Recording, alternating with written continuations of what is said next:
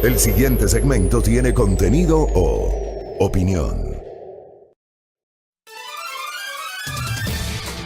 Muy bien, 6:28 en la mañana, abrumado realmente por la cantidad de mensajes que tenemos, por la cantidad de personas, de oyentes, de televidentes, de internautas que se han sumado a nuestra señal informativa. Dios les pague, de verdad, muchas gracias. Estamos en esta jornada del día 28 de agosto. Póngame el aplauso, por favor, DJ, porque estamos cerrando la semana de aniversario. El domingo, este espacio de noticias cumple 10 años al aire y ya vamos a conversar un poquito sobre el tema. Más adelante, obviamente, dentro de nuestra parte editorial también haremos una reflexión al respecto. Y luego a las 8 tendremos un espacio especial compartiendo con Silrad, con nuestro equipo de A Primera Hora y la gente que trabaja aquí en Majestad. Yo de verdad estoy muy honrado con la gentileza de ustedes. Pero empecemos, porque no vamos a soslayar evidentemente la necesidad de hablar de lo que está ocurriendo en el Ecuador y de las decisiones de las últimas horas. La Asamblea Nacional del Ecuador, amable audiencia, una asamblea que por sus propios errores y omisiones tiene apenas, según la última encuesta de la empresa Cedatos, apenas el 5% de credibilidad. Y apenas el 2% de los ecuatorianos, apenas 2 de cada 100 personas cree en la palabra de los legisladores. Esto nos presentó hace 2 o 3 semanas la empresa Cedatos al país. Bueno, esa misma Asamblea Nacional a la que le queda menos de 9 meses de trabajo, esta asamblea culminará su último día, será el 13 de mayo del 2021 y el 14 se posesionará la asamblea que elegiremos los ecuatorianos en las elecciones presidenciales y parlamentarias del domingo 7 de febrero del próximo año. Digo, cuando restan menos de 9 meses, la asamblea empieza a dar muestras de pretender hacer algo vinculado justamente a la necesidad de generar una fiscalización en serio. Fiscalización en serio sobre los temas que hoy generan muchísima preocupación y son de dominio público. Fiscalización en serio sobre cuestiones que se han venido diciendo a lo largo de los últimos meses y sobre las cuales la propia Asamblea Nacional ha hecho mutis camino al foro. Un silencio a ratos sepulcral por parte de los legisladores que han querido mirar hacia otro lado y no tomar las decisiones en materia de fiscalización. Tanto se señaló y tanto se cuestionó el hecho de que entre 2007 y 2017 el ejercicio de la fiscalización política desde la función legislativa fue prácticamente incipiente, inexistente, y esto en algún momento también lo conversamos en estos micrófonos. Apenas 2 juicios políticos en 10 años, entre 2007 y 2017, y ojo, el juicio político per se no significa que una autoridad es culpable. El juicio político debería ser una herramienta a través de la cual la autoridad que está siendo sometida a una interpelación por parte de la Asamblea en el marco de las competencias que le otorga la Constitución, presente sus correspondientes descargos ante las acusaciones que seguramente ha recibido por parte de los legisladores. Esa es la naturaleza de la fiscalización. En el Ecuador, lamentablemente, a lo largo de los años, y esto no es de hoy, esto es una situación que ha ocurrido a lo largo de los 41 años de vida democrática que tenemos en el Ecuador. La fiscalización ha servido para pulverizar a adversarios políticos, para desprestigiarlos, para que ciertos políticos se visibilicen y aparezcan en la palestra pública como que algo están haciendo. Y también a lo largo de los años a identificar a ciertos legisladores que se han convertido en denunciólogos, en muchas ocasiones sin pruebas, y sin, digamos, la intención de generar una fiscalización en serio. Decía yo que entre 2007 y 2017 apenas 2 juicios políticos se desarrollaron, ambos en el 2011. El uno que fue impulsado por el entonces asambleísta Rolando Panchana contra la ex superintendenta de Bancos y Seguros Gloria Sabando. La funcionaria ya había renunciado, el juicio desembocó en la censura, pero no hubo destitución porque ya no estaba en funciones la señora Sabando. Y antes de la consulta popular, conocida como la metida de mano de la justicia, el asambleísta Mauro Andino Reynoso planteó el enjuiciamiento político de los 9 vocales del Consejo de la Judicatura, porque en ese tiempo la Judicatura se componía por 9 vocales. Y en ese juicio político no hubo los votos para la censura y destitución. Claro, después de pocos meses, los mencionados 9 vocales dejaron el cargo tras el resultado de la consulta popular, la integración de un consejo de la judicatura con 3 personas de modo transitorio y luego la implementación del consejo de la judicatura definitivo. En los últimos tiempos, la actual Asamblea Nacional ha hecho algunos juicios políticos, algunos con más atención mediática y política que otros, pero ha dejado de lado aquellos que probablemente podrían generar mayor ruido o podrían afectar a personajes que tienen una mayor exposición y visibilidad pública y que son claves en la toma de decisiones. Una de ellas es la ministra de Gobierno, María Paula Romo. Otro de ellos es el señor ministro de Economía y Finanzas, Richard Martínez. En ambos casos hay pedidos de juicio político que duermen el sueño de los justos. En la Secretaría de la Asamblea Nacional deben ser conocidos por el Consejo de la Administración Legislativa, CAL, deben ser calificados. Esa calificación apenas lo que hace es revisar el cumplimiento de requisitos básicos que señala la Constitución para la presentación de un pedido de juicio político y remitidos a la Comisión de Fiscalización. Eso hace rato no ha sido tomado en cuenta por parte de las autoridades de la función legislativa. Bueno, ayer la Asamblea toma una decisión que, si bien es cierto, amable audiencia, y hay que explicar para un mejor conocimiento y comprensión de lo que resolvió ayer la Asamblea Nacional. Lo que resuelve ayer a nivel de resolución termina siendo un exhorto que no tiene eficacia jurídica. No es que el presidente de la República está obligado, porque la Asamblea le exige, a remover, a destituir o a pedir la renuncia a su ministra de Gobierno. No está obligado.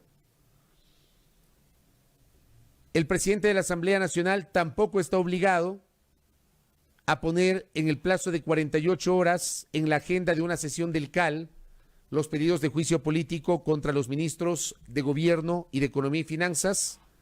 La Fiscalía no está obligada a iniciar de inmediato investigaciones. Insisto, esta es una resolución que tiene el carácter de exhorto, que no es de cumplimiento obligatorio, ciertamente. Pero dejemos la parte jurídica que estoy explicando y vamos a la parte política. El pronunciamiento de la Asamblea Nacional de ayer es un pronunciamiento contundente, en el que 123 de 124 legisladores presentes, o sea, tomen nota de lo que estoy diciendo, de 137 legisladores que integran todo el Parlamento, estuvieron presentes 124. 123 legisladores ayer se pronunciaron por aprobar una resolución a través de la cual le exige la Asamblea al presidente de la República la remoción de la ministra de Gobierno. Insisto, no tiene fuerza de ley, no es de cumplimiento obligatorio. El presidente puede no tomar en cuenta este pronunciamiento de la Asamblea Nacional. En estricto rigor es así, funciona así. Pero el mensaje político, amable audiencia, es contundente. Una ministra de Gobierno que no tiene apoyo de la Asamblea Nacional, una ministra de Gobierno que con este escenario no va a poder convertirse en el enlace entre el Ejecutivo y el Legislativo, enlace que hace rato no existe, por cierto. Esto lo hemos conversado en varias ocasiones en las últimas semanas. Dialogamos hace pocas semanas, no la última entrevista, no la entrevista del viernes pasado con Jimena Peña, sino la anterior a la última entrevista, cuando conversamos con Jimena Peña, la semana de la elección de la vicepresidenta de la República. Y ella nos decía que ni siquiera para eso hubo algún tipo de nivel de coordinación entre el gobierno y la bancada legislativa de Alianza País, no se diga con otras bancadas políticas. Ese enlace ya no existe. Está claro que no existe. La ministra que se encarga de la política, la ministra que transformó el Ministerio del Interior, que era el ministerio que se encargaba de los temas policiales y de seguridad. Si bien es cierto, ese ministerio sigue siendo la cabeza civil de la Policía Nacional, tiene una concepción diferente cuando volvió a ser lo que había sido hasta 2007, Ministerio de Gobierno. Una ministra que no tiene el apoyo político, y eso se expresó ayer en la votación. Acá pregunta Alejandra Sánchez, ¿no era mejor abrir juicio político contra la ministra Romo? El tema es el siguiente, y voy a leer para una mejor comprensión de nuestra audiencia la parte resolutiva de este exhorto aprobado ayer por la Asamblea Nacional. Ojo, ¿no tiene eficacia jurídica? ¿No es de cumplimiento obligatorio? Sí. ¿Es un pronunciamiento contundente desde el ámbito político? Sí, sí lo es. Y aquí también nuestros políticos deberían tener sensibilidad frente a este tipo de situaciones. ¿Qué resolvió ayer la Asamblea? 1. Y vamos analizando cada uno de los artículos. Son 5.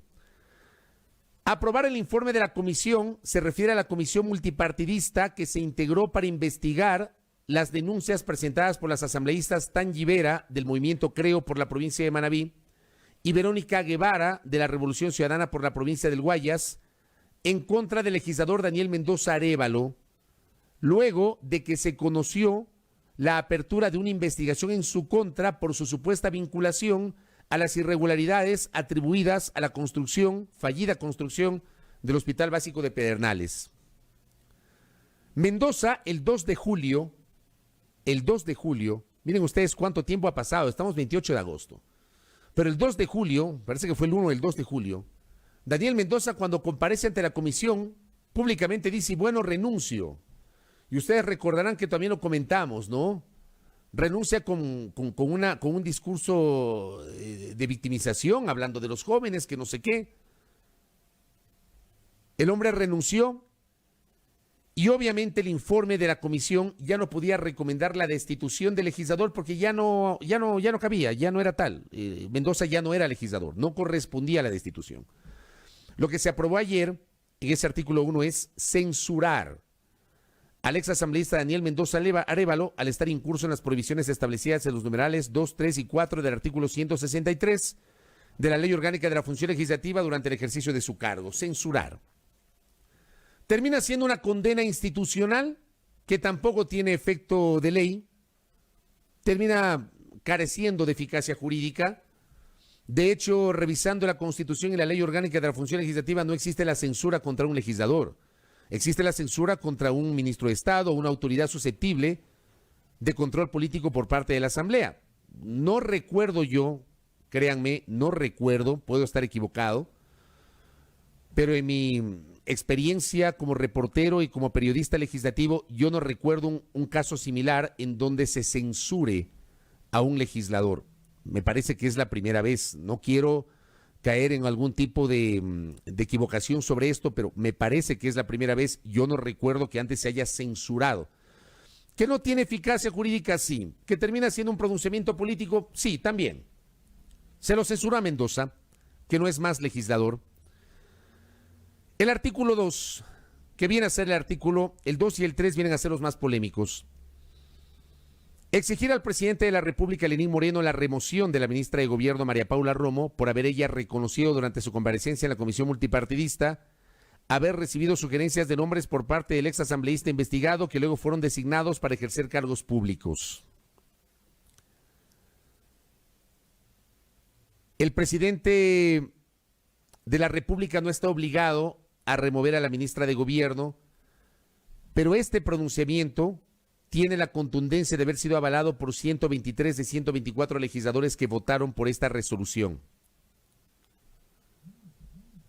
Y lo que consta aquí, por haber ella reconocido durante su comparecencia en la comisión multipartidista haber recibido sugerencias de nombres por parte del ex asambleísta investigado que luego fueron designados para ejercer cargos públicos, aquí me detengo. ¿La ministra reconoció que solo fue Mendoza el que le sugirió? ¿O también hay otros nombres de legisladores que le pudieron haber sugerido? Y miren ustedes, esto también lo comentamos hace semanas. Se ha pretendido matizar o minimizar, lo ha hecho la ministra de Gobierno, minimizar el hecho de que un legislador le sugiera nombres diciendo que en las provincias el gobierno no tiene obviamente el conocimiento local, el conocimiento territorial, y que la sugerencia no implica una obligación de poner a tal o cual persona en un cargo público.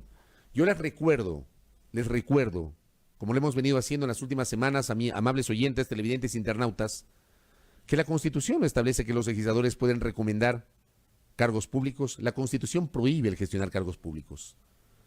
La gestión de cargos públicos o la recomendación de cargos públicos no es atribución de los legisladores. Y es muy difícil creer que solamente Daniel Mendoza haya sido el que sugirió nombres para determinados cargos en la provincia de Manabí. Porque yo me permito hacer una mirada retrospectiva mucho más atrás, que también lo comentamos en su momento, queridos amigos y amigas. ¿Se acuerdan ustedes cuando en 2019 el entonces ministro de Recursos Naturales No Renovables, de Energía y Recursos Naturales No Renovables, Carlos Pérez García, dijo en el seno de la Comisión de Desarrollo Económico de la Asamblea Nacional: les digo a los legisladores, ustedes no saben cuántas veces me llaman, cuántos me llaman a recomendar nombres? Y luego, claro, apareció un comunicado porque se armó un escándalo a nivel público, pero lo matizaron y mandaron un comunicado diciendo que el ministro no quiso decir eso, sino que dijo tal cosa. La Asamblea hizo la pantomima de querer abrir una investigación sobre el tema, igualmente se olvidaron. Nunca inició tampoco una investigación de carácter judicial sobre ese tema. La memoria es corta en este país y la memoria es selectiva en este país. Y procuramos recordar algunas cosas a propósito de esto. A propósito de esto que estamos señalando. Entonces a la ministra dicen que durante su comparecencia en la Comisión Multipartidista reconoció que recibió sugerencias de nombres por parte del ex asambleísta Daniel Mendoza. Eso tiene que ser investigado. Y de allí viene el artículo 3, a propósito de lo que la internauta Alejandra Sánchez nos decía: ¿por qué no le llevan a juicio político? Porque resulta que la Asamblea no termina de tramitar el juicio político. Hay pedidos de juicio político que están allí en el despacho del secretario de la Asamblea Nacional a la espera de que se incorpore el análisis de esos temas, la calificación de esos temas en las sesiones del CAL. El artículo 3 de la resolución: exigir al presidente de la Asamblea Nacional, César Ritardo Caicedo, que en el plazo de 48 horas convoque al CAL y dé trámite a las solicitudes de juicio político que han sido presentadas y que se encuentran pendientes de calificación por parte del Consejo de Administración Legislativa. El presidente de la Asamblea Nacional no tiene la obligación legal de acatar, pero uno entendería que sí tiene la obligación moral de acatar, porque es un pronunciamiento de sus legisladores. Y habrá que ver cómo se pronuncia el ingeniero César Ritardo Caicedo sobre este tema. Por cierto, el presidente Ritardo ayer sí votó a favor de esta resolución. Yo entendería que si el presidente de la Asamblea Nacional avaló con su voto esta resolución, la va a acatar. Y entendería que en los próximos días, no sé si sea en 48 horas, porque ya mañana es sábado, entendería yo que la próxima semana, en la sesión del CAL, del Consejo de Administración Legislativa, va a incorporar en el orden del día el análisis de los pedidos de juicio político que están pendientes, entre ellos, de lo que conozco, contra la ministra de Gobierno, María Paula Romo, y contra el ministro de Economía y Finanzas, Richard Martínez. Así que, estimada Alejandra, que nos preguntaba, y amplío pues a toda la audiencia que tenía esta inquietud, la pelota está en la cancha del presidente de la Asamblea Nacional, quien debe incluir los pedidos de juicio político en la agenda del CAL, el CAL calificar y de allí disponer que pase a la Comisión de Fiscalización. Pero ahí también hay otro tema. La Comisión de Fiscalización hoy está enfrentando las horas más complejas de los últimos tiempos. La comisión que debe fiscalizar los actos del poder político de este país está señalada porque varios de sus integrantes están siendo investigados o sobre algunos de ellos hay la duda de que pudieron haber estado vinculados o están vinculados a casos de corrupción. De locos, ¿no? La Comisión de Fiscalización está integrada por un grupo de asambleístas que podrían estar vinculados a casos de corrupción. Y esa comisión va a ser la que tiene que analizar, si es que cabe, los pedidos de juicio político contra ministros. O sea, son de estas cosas que uno a veces no entiende, ¿no? Que tenemos ahí. En el artículo 4, exigir a la Fiscalía General del Estado que investigue y procese a todos los involucrados en el Gobierno Nacional, la Asamblea Nacional, demás instituciones públicas y sector privado sobre los escándalos en la salud pública, para lo cual deberá remitirse todo el actuado por la comisión investigadora. Y el artículo 5, disponer al presidente de la Asamblea Nacional que en la próxima sesión del Pleno número 681, inmediatamente posterior a esta, incluya como punto 2 del orden del día el cambio de los integrantes de la Comisión de Fiscalización y Control Político. Aquí vamos a volver a la discusión política y jurídica. La Ley Orgánica de la Función Legislativa no permite, no dispone, no prevé que en la mitad del camino se pueda reestructurar una comisión legislativa. Esto, entiendo yo, de alguna manera había sido regulado porque antes, y hablo desde la experiencia, en los congresos, cuando cambiaban las mayorías que originalmente tenían esos congresos, resulta que no tenían empacho en reestructurar las comisiones legislativas, en reestructurar los tribunales supremos electorales. Tenían empacho. Ahora aparentemente van a hacerlo, no sé con qué argumento jurídico. Entiendo yo que quienes manejan la tesis de que sí se puede reestructurar la Comisión de Fiscalización en este caso, es que así como la Constitución y la Ley Orgánica de la Función Legislativa le permiten al Pleno de la Asamblea integrar comisiones, se entiende que en derecho se puede deshacer lo que se hace. De la misma manera, a través de una resolución, la Asamblea expresa sus decisiones a través de resoluciones. Entonces es muy probable que se invoque esa máxima del mundo jurídico y que con una resolución mayoritaria del Pleno haya justamente una resolución que implique la reestructuración de la actual Comisión de Fiscalización y Control Político. Esto aprobó ayer la Asamblea Nacional. Insisto, amable audiencia, no tiene el presidente de la República la obligación de cumplirla, la obligación legal de cumplirla, pero hay un pronunciamiento político que debería generar sensibilidad. Sensibilidad del presidente Moreno, sensibilidad de la ministra Romo, sensibilidad del gobierno nacional. Estamos enfrentando una crisis política clara. Y hay una situación muy compleja de credibilidad de la propia ministra María Paula Romo.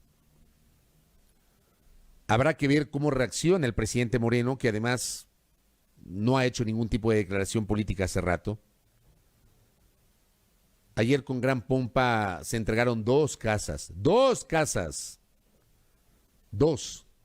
Créanme que es bien complejo, ¿no? Bien complejo. Apenas 2 casas. Dentro de la propuesta que era la propuesta estrella de su campaña electoral, ¿no? De 2017. El plan Casa para Todos. Ayer apenas 2 casas. Habría que ver cuántas, no tengo la cifra, cuántas casas en total ha entregado el gobierno desde que asumió funciones el 24 de mayo del 2017.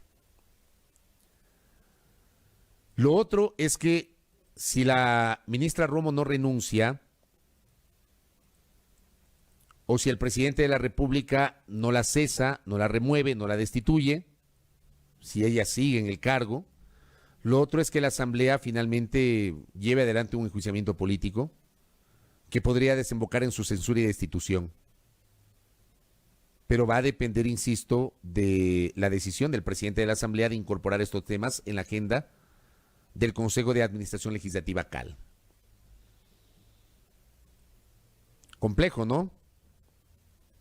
Muy complejo.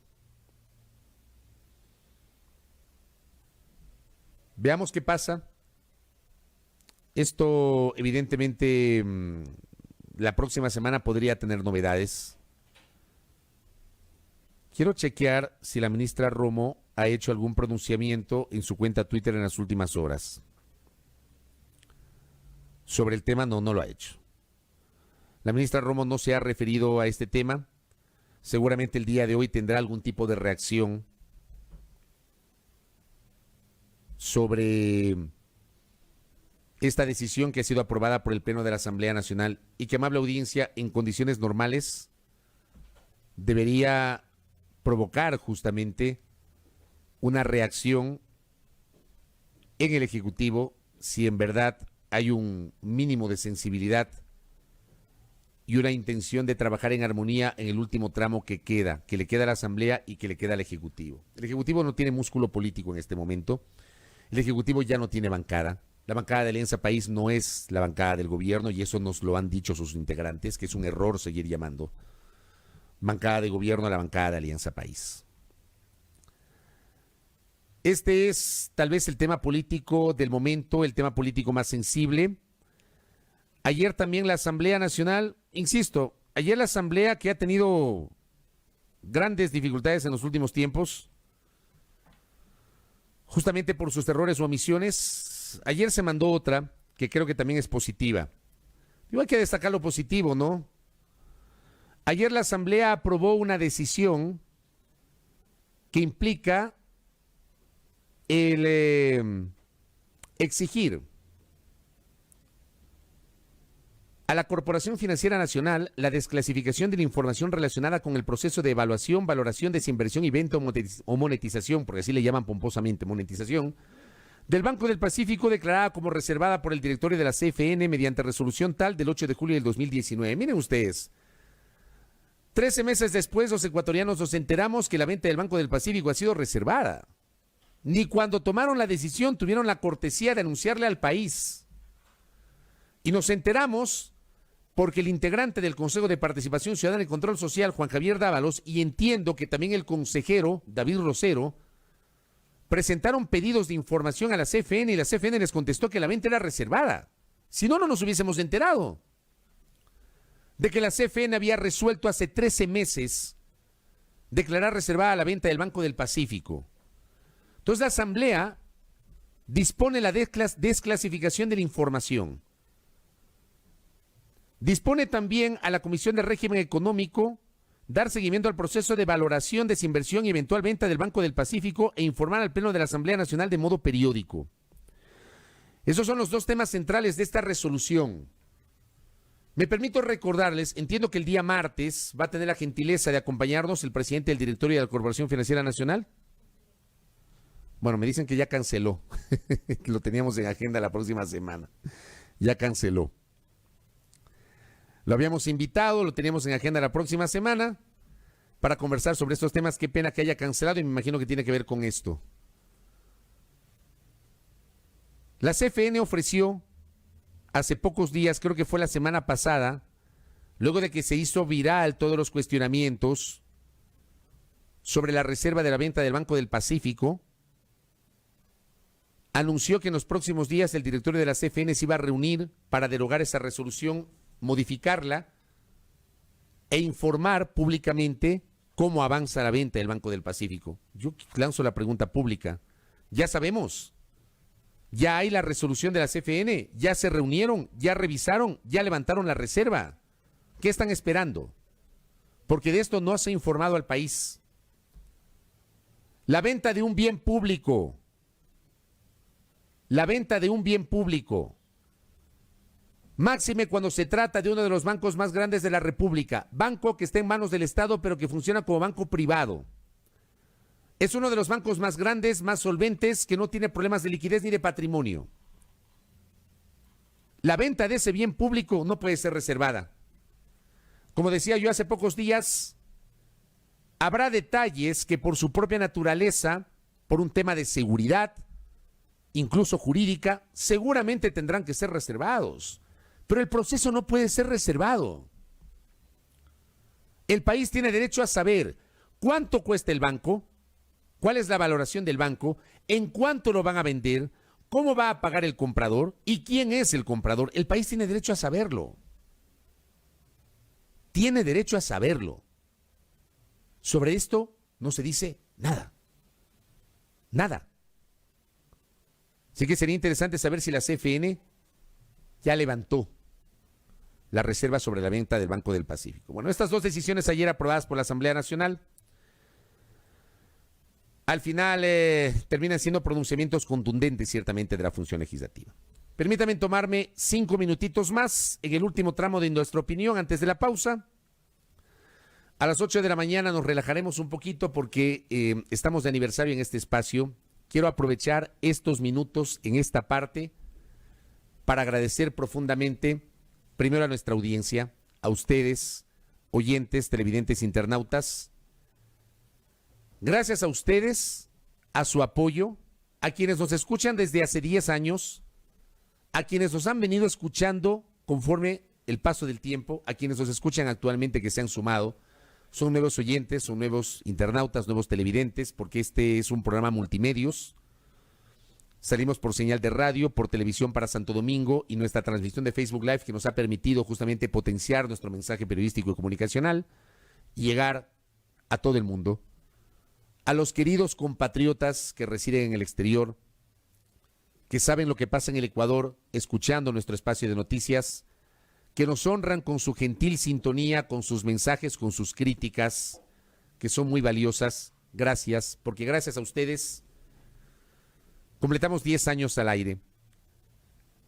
Gracias a los directivos de Unión Soberana, de Majestad Radio, porque gracias a su confianza, a su apoyo permanente, a su decisión de brindarnos libertad para manejar este espacio de noticias como lo hemos concebido, hemos pasado una década aquí en esta misma casa, en Majestad Radio. A Fabián Custode, que en el tiempo en el que nos integramos a este espacio de noticias en 2010, gerenciaba este medio de comunicación. A don Hermel Campos, ya fallecido, que en paz descanse, que igualmente confió en este proyecto comunicacional.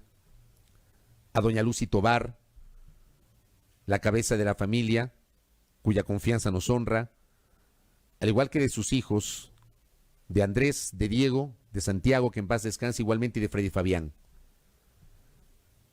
La familia Campos, que ha confiado en lo que hacemos y que nos ha brindado justamente ese apoyo a lo largo de una década. Un proyecto que nació hace 10 años, un 30 de agosto del 2010, con la idea de trasladar a la radio las experiencias que teníamos quienes en aquel tiempo ejercíamos la reportería de televisión. Éramos 3 reporteros de televisión en la época: Ana María Roura, Alexis Moncayo y quien les habla. Conforme pasó el tiempo, esa concepción fue cambiando porque empezamos a dejar de lado el contar nuestras experiencias para empezar a generar opinión editorial sobre los temas, y es lo que estamos haciendo. A lo largo de estos 10 años, este espacio ha contado con la presencia de varias colegas periodistas, de Ana María Roura en una primera etapa, de Pamela Romero, de María Gracia Costa, de María Fernanda Suaz Navas, de Sofía Lara y hoy de Silvia Traslaviña, que se ha sumado a nuestro equipo. Durante más de 9 años compartí micrófonos con Alexis Moncayo, que al final de noviembre decidió tomar otros rumbos. Creamos un equipo junto a Alexis que poco a poco fue adquiriendo experiencia, porque para nosotros también fue un aprendizaje constante.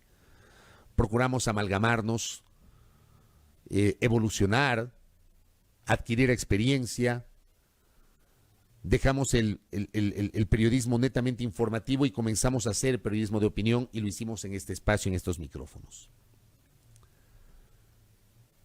El apoyo del equipo de A Primera Hora, con nuestra coordinadora Wendy Barreiro, con nuestro DJ estrella, DJ Live Juan Pablo Constante, con cuyo apoyo evidentemente podemos salir al aire y que son parte consustancial de este esfuerzo periodístico que nosotros llevamos adelante. Gracias por permitirnos durante una década,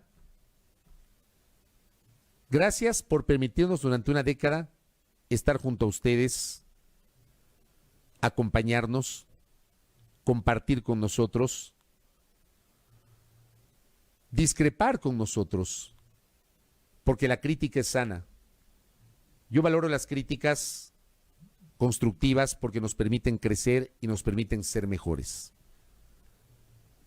Son 10 años que para nosotros de verdad han sido muy enriquecedores desde el punto de vista profesional.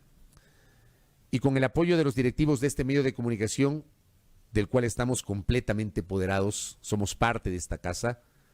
Dios mediante vamos a seguir adelante, porque seguimos, ¿no? Se vienen tiempos complejos, se viene el proceso electoral, el próximo año tendremos un nuevo gobierno, con la esperanza de tener un mejor país,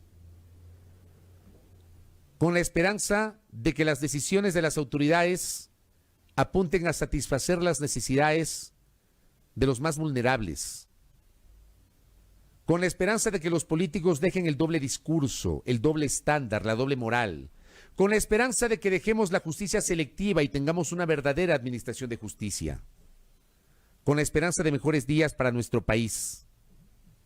Con esa esperanza hemos llegado a 10 años aquí en A Primera Hora. En el último tramo estaremos dándonos lija porque tenemos aquí unos globitos, hemos vestido justamente a nuestro espacio, a nuestra casa, haremos vestido para festejar estos 10 años. Gracias a ustedes. A las 8 de la mañana estaremos hablando del festejo con la gente de nuestra casa.